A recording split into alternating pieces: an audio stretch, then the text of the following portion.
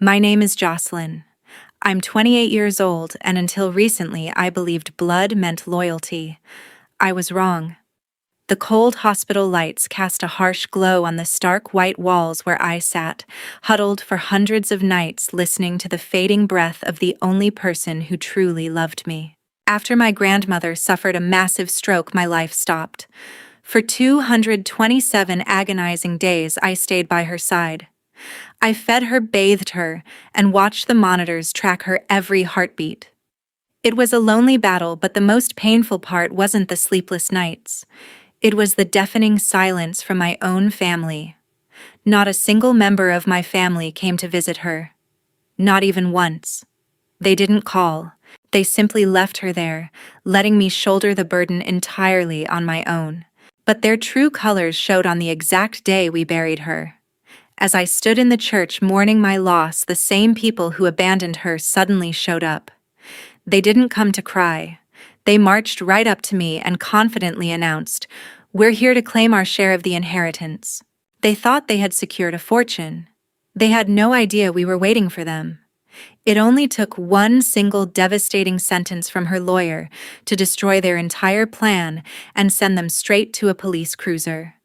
This is the story of how my toxic family tried to steal a lifetime of wealth and how justice finally caught up with them.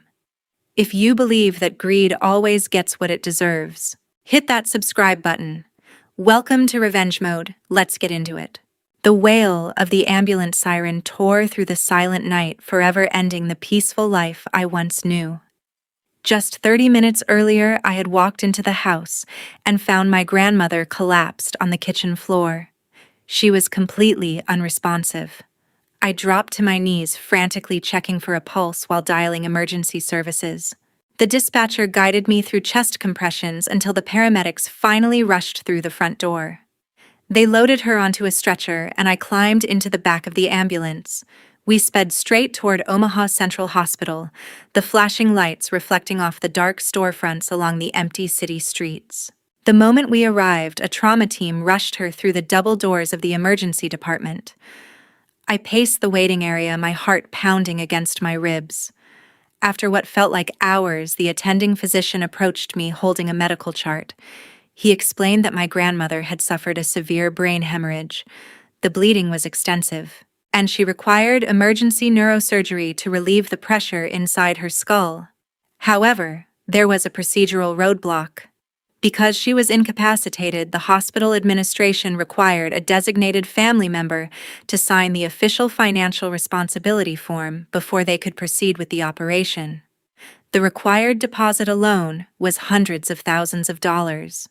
I immediately pulled out my phone and called my parents. My hands shook so badly that I could barely press the numbers on the screen. I desperately needed my dad and my mom to drive to the hospital right away to handle the administrative requirements. My dad answered on the fourth ring. His voice sounded irritated, as if I had interrupted something important. I quickly explained the critical situation, begging them to come down to the surgical ward to sign the documents. I expected panic, or at least concern, but I received neither. Instead, my dad calmly stated that they were tied up with a critical business meeting and could not leave their office. I could not comprehend what I was hearing. "This is an emergency surgery," I urged into the receiver, pacing the length of the cold hospital corridor. "The doctors need a signature right now, or she will not make it through the night." There was a brief pause on the line. Then my dad delivered a response that completely shattered my perception of him. "She has already lived her life," he said pragmatically. "We are not throwing hundreds of thousands of dollars into a hopeless case. You need to let it go." Before I could utter another word, he ended the call. The line went dead. I stared at the screen, listening to the dial tone echo in my ear. My own parents had just abandoned their mother in her most vulnerable moment. They refused to step foot inside the hospital, coldly leaving me to figure out the situation entirely on my own. I looked down the long, empty hallway. The surgical team was standing by, waiting for authorization. The clock was ticking. I walked slowly toward the reception desk. The administrative clerk slid a thick stack of paperwork across the counter, pointing to the dotted lines. I knew exactly what this meant. I would have to liquidate my bank accounts and use every cent of my personal savings just to cover the initial down payments. I picked up the heavy black pen. My grandmother had raised me, and I refused to let her die alone because of money. As I pressed the pen against the paper, I honestly did not know if I was signing to save my grandmother's life, or if I had just signed myself into the biggest financial debt of my entire life. By the third week, my meager savings were officially depleted by the massive medical bills.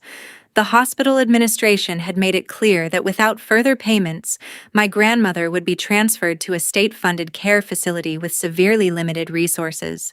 I could not let that happen. Desperate, I left the hospital during a brief window when her condition stabilized and drove straight to the headquarters of our family business. I walked through the heavy glass doors, hoping that seeing me in person would finally force them to take responsibility and provide the necessary support. I bypassed the receptionist and headed directly toward the executive suites. Before I could even reach the office shared by my parents, someone stepped into the hallway and blocked my path. It was my sister Vivian. She stood there wearing a sharp designer suit, holding a stack of financial reports, looking completely unbothered by my sudden arrival. I quickly explained the dire situation, emphasizing that the surgical deposits were gone and the ongoing intensive care costs were piling up daily. I asked for a contribution from the company's reserve funds or even a temporary personal loan to buy us some time. Vivian did not even flinch. She leaned against the doorframe, her expression entirely devoid of empathy. "I can't help you right now, Jocelyn. The business is tight," Vivian stated bluntly, her eyes not even leaving the screen of her tablet. She did not ask about my grandmother's vitals or the surgery outcome. She did not ask if I had eaten or slept. She simply dismissed the issue as an annoying administrative error.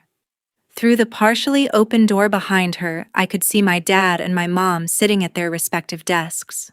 They clearly heard the entire conversation, yet neither of them bothered to look up or intervene. The calculated, ruthless refusal from Vivian, coupled with the deafening silence of my parents, finalized my realization. I could not rely on anyone who shared my blood. I turned around and walked out of the building, permanently severing any expectations I had left for my family. I arrived back at the hospital utterly exhausted, both physically and mentally. Pushing open the heavy door to the intensive care unit, I expected to find the usual cold, sterile isolation. Instead, my best friend Sarah was already sitting next to the bed. She had a notepad on her lap, diligently writing down the complex medication schedule the nurse had just administered. On the small tray table beside her sat a brown paper bag radiating the comforting smell of hot food. "Thank you for being here when my own family isn't..." I choked up, my voice breaking as I took the warm container of food from her hands. Sarah did not offer empty platitudes. She simply pulled up the cramped vinyl sofa, unpacked a small blanket she had brought from home, and prepared to take the night shift.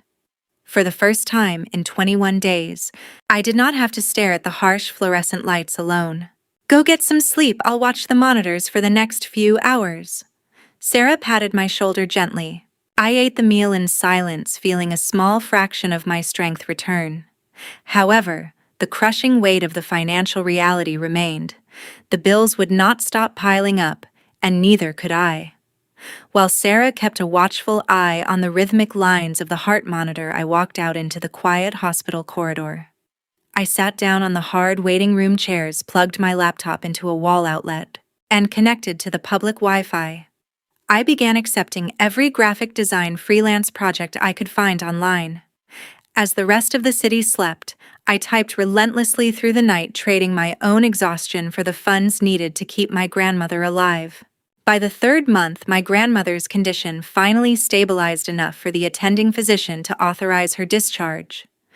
I was given official permission to bring her home, provided I strictly managed her ongoing care with a portable mini ventilator and a feeding tube. I left the hospital early that Tuesday morning and drove straight to her quiet suburban Omaha house. My immediate task was to completely reorganize the ground floor bedroom to accommodate her complex medical needs. I also needed to clear out the adjacent study to make adequate space for the bulky medical supplies and backup oxygen tanks. While pushing a heavy mahogany chair away from the corner of the room, I noticed something completely out of place. The thick steel door of her vintage floor safe, which was always locked tight, was resting slightly ajar. I immediately dropped what I was holding and knelt down to inspect it closer. Deep, jagged scratch marks surrounded the brass combination dial, showing obvious aggressive signs of forced entry. Someone had used a heavy pry bar to break the locking mechanism. I pulled the door wide open and found the interior shelves completely ransacked. Oddly, her valuable jewelry remained untouched. But several vital identification documents, including her original Social Security card and a stack of previous property tax returns, were entirely missing. A cold wave of suspicion washed over me. I decided to keep the discovery to myself for the moment and continued sanitizing the medical room. A few hours later, the doorbell rang. It was my grandmother's lawyer, Mr. Calvin Hughes. He had scheduled a routine house visit to review her legal documents and ensure her financial affairs were properly secured during her medical incapacitation. I bypassed the pleasantries, led him straight into the study, and pointed directly to the damaged safe on the floor. Calvin did not look shocked. Instead, his expression hardened into a serious scowl. He opened his leather briefcase, pulled out an official stamped document, and placed it on the desk. He revealed that the Douglas County Register of Deeds had just rejected a formal request to extract the original deeds to my grandmother's real estate properties. The county clerk had flagged the application and halted the process because the authorization signature at the bottom of the form was a blatant, sloppy forgery. Someone tried to access the property records today. Calvin frowned, looking down at the file in his hands. And the description of the woman matches your sister. Calvin explained the legal nuances of the situation. Navigating the county's property deed system requires highly specific parcel numbers, tax identification codes, and historical data that only an insider would possess. A random burglar would not have the necessary information to fill out the extraction form so accurately. Furthermore, the clerk specifically noted that the applicant was a sharply dressed woman who aggressively demanded the documents, a behavioral trait that aligned perfectly with Vivian. They didn't even visit her in the hospital, but they're sneaking around her house, I exclaimed in uncontrollable anger. Recognizing the immediate legal threat to the estate, Calvin took decisive action. He pulled out his phone and contacted a private security contractor. Less than an hour later, an independent technician arrived at the property. Following Calvin's precise instructions, the technician spent the rest of the afternoon meticulously wiring the house. He discreetly installed high-definition, motion-activated hidden cameras inside the air ventilation grates of the study and behind the bookshelves in the main living room. We routed the surveillance feed directly to a secure, encrypted server at Calvin's law office. Once the technician packed up his tools and left, we locked the front door, leaving the newly installed surveillance system actively recording the empty space. By the middle of the 5th month, the hidden security system suddenly sent a motion-triggered alert directly to Calvin's phone. I was sitting in his downtown office reviewing a stack of recent medical invoices when his device buzzed loudly. He quickly opened the encrypted surveillance application and mirrored the live video feed onto his large desktop monitor. We leaned in and watched in absolute stunned silence as the front door of my grandmother's house swung wide open. My parents and Vivian walked confidently into the living room, accompanied by an unfamiliar man wearing a cheap suit and holding a heavy leather briefcase. The stranger casually identified himself to them as a notary public, pulling an official-looking stamp from his bag. The sight immediately made my blood run cold. They clearly thought the property was entirely vacant, completely unaware of the high-definition lenses tracking their every move. The group gathered around the large oak coffee table. The fake notary pulled out a thick stack of legal papers and deliberately spread them across the smooth surface. It was a completely fabricated last will and testament, meticulously structured to legally transfer my grandmother's entire real estate portfolio and bank accounts directly into their names. Vivian handed my dad a blue ink pen alongside a magnified photocopy of my grandmother's authentic signature. They spent the next 20 minutes actively practicing the forgery, coaching each other on the exact loops, pressure points, and angles of her handwriting to ensure the fraudulent document would easily pass an official judicial inspection. "Make sure the signature looks exactly like the old documents." My dad's voice echoed clearly through the high-definition audio feed. Watching my own flesh and blood orchestrate such a vile, calculated scheme sent a surge of pure, blinding fury through my veins. They had completely abandoned her to suffer in a medical bed without a single phone call. Yet here they were, actively laughing and plotting to steal everything she had built over her entire life. "I'm going to call the cops right now." I stood up abruptly, gripping my phone so hard my knuckles turned white, ready to dial emergency services and end this instantly. "Wait, if we bust them now, it's just trespassing. Let them submit it to the probate court first." Calvin coldly intervened, reaching out to lower my arm while pointing firmly at the computer monitor. Calvin logically broke down the strict legal parameters of their ongoing actions. He explained that simply signing a fake document inside a private residence was difficult to prosecute as a severe financial felony. Defense attorneys could argue it was a misunderstanding or a draft. However, the exact moment they willingly presented that fraudulent will to the probate court to officially claim the inheritance, they would instantly cross the line into undeniable property fraud and felony perjury. He insisted that we needed to let them execute their crime within the legal system to guarantee a maximum prison sentence. Taking a deep breath, I sat back down and forced myself to watch the remainder of their sickening rehearsal. Once they finally stamped the fake will, locked the door, and left the property, Calvin immediately went to work. He extracted the crystal-clear video and audio files directly from the encrypted server. Instead of waiting idly, Calvin preemptively contacted a trusted senior investigator at the probate court. He quietly submitted the unedited surveillance footage on a secure flash drive, establishing a documented, undeniable timeline of the forgery long before the fake paperwork even reached the judge's desk. We had woven a flawless, inescapable legal net, and now all we had to do was sit back and patiently wait for my toxic family to confidently walk right into their own destruction. Exactly on the 227th day, the rhythmic, steady beeping of the heart monitor flattened into a long, hollow tone, signaling the absolute end. My grandmother passed away peacefully, finally resting after an exhausting battle. The attending hospice doctor stepped into the quiet room, his movements slow and respectful, as he systematically turned off the machines. "She's gone. We did everything we could." The doctor murmured softly in the heavy silence, gently removing the breathing tubes and IV lines from her fragile arms. I stood beside the bed, holding her cold hand for the last time. I swallowed the sharp lump in my throat and focused on the immediate tasks. I personally handled the necessary death certificates, coordinated with the local funeral home, and finalized the burial schedule. I managed every single administrative detail entirely by myself. I did not make a single phone call to inform my parents or Vivian. They had surrendered their right to know when they abandoned her. Throughout the past 227 days, I had fought this relentless adversity entirely alone. I endured countless sleepless nights sitting in uncomfortable hospital waiting rooms, listening to ventilators and pacing the hardwood floors of her modified downstairs bedroom.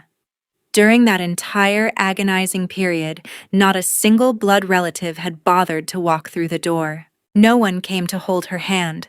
No one offered to relieve my exhaustion, and no one checked to see if we were even surviving. It was a profound isolation that permanently erased any lingering affection I held for the people I once blindly called my family. I had mourned the loss of my family long before I had to mourn the loss of my grandmother. The memorial service was held 3 days later at a traditional chapel in downtown Omaha.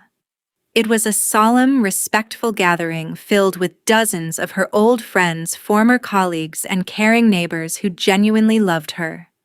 The quiet reverence of the mourning period was suddenly shattered by a jarring disturbance at the entrance.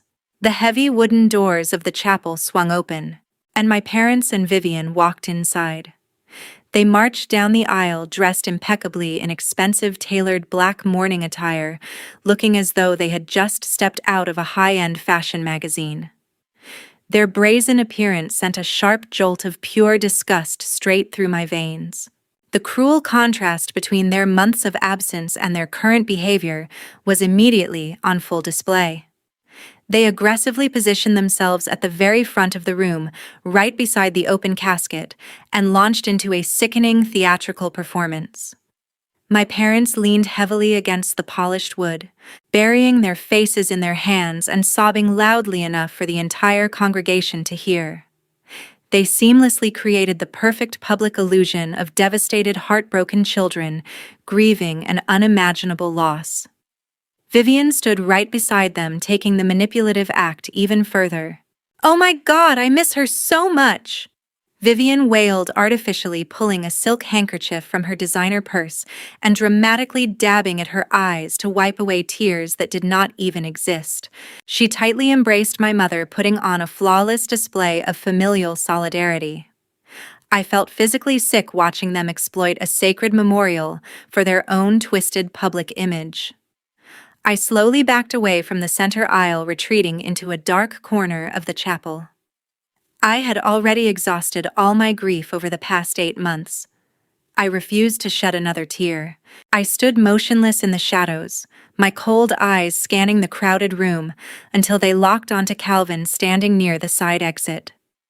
I gave him a single discreet nod, signaling that we were ready. As soon as the priest finished the final eulogy, raw greed instantly shattered the solemn atmosphere of the church. Before the choir could even begin the closing hymn, my dad abruptly stood up from his front row pew. He ignored the confused murmurs of the congregation and confidently walked straight up to the altar. He stepped up to the wooden podium, pulled a thick leather folder from his tailored suit jacket, and unceremoniously tapped the microphone to command the room's attention. He cleared his throat and loudly announced to the stunned crowd that he was the sole legal heir to the estate. He held up a freshly printed document claiming it was a newly discovered will that my grandmother had recently executed to protect her legacy. He did not stop at simply making the grand announcement. He turned his body, locking his cold, challenging eyes directly on me as I stood silently in the back corner of the chapel.